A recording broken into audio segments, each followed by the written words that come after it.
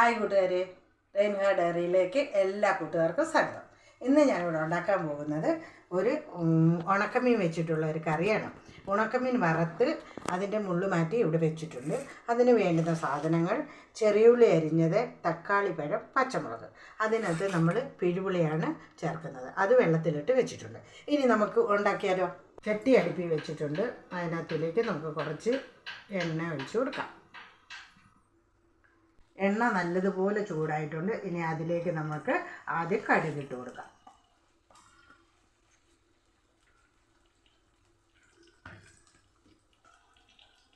കടുക് നല്ലതുപോലെ പൊട്ടി വന്നിട്ടുണ്ട്. അതിനുശേഷം നമുക്ക് ഉള്ളി ഇട്ട് കൊടുക്കാം,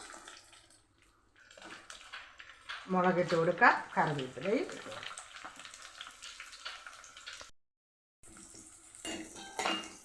ഇതിലേക്ക് നമുക്ക് ചെറിയ ഉള്ളി, തക്കാളിപ്പഴം, പച്ചമുളക്, ഉപ്പും ഇട്ട് നല്ലതുപോലെ വഴറ്റി കൊടുക്കാം. ഉപ്പും ഇട്ട് നമുക്ക് നല്ലതുപോലെ ഇത് വഴറ്റി കൊടുക്കാം.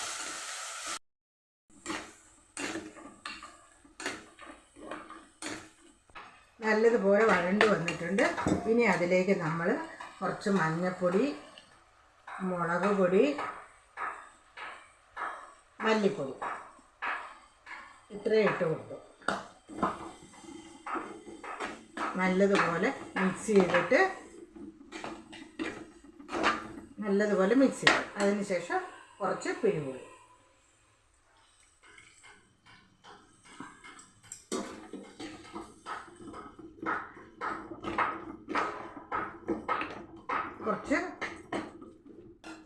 കുറച്ച് വെള്ളം ഒഴിച്ചു.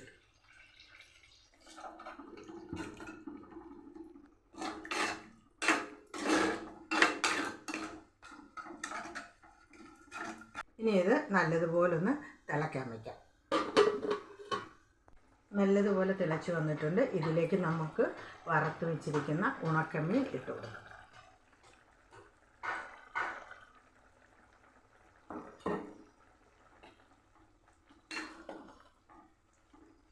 കുറച്ച് നേരം സിമ്മിൽ വെച്ച് നമുക്ക് വറ്റിച്ചെടുക്കാം. നമ്മുടെ ഉണക്കമീൻ കറി റെഡി ആയിട്ടുണ്ട്. ഞാനിത് പുതിയ രീതിയിലൊന്ന് വെച്ച് നോക്കിയതാണ്. നല്ല ടേസ്റ്റാണ്. സാധാരണ നമ്മൾ തേങ്ങ അരച്ചാണ് ഉണക്കമീൻ കറി ഉണ്ടാക്കുന്നത്. നിങ്ങളും ഇതുപോലൊന്ന് ഉണ്ടാക്കി നോക്കൂ, നിങ്ങൾക്കും ഇഷ്ടപ്പെടും.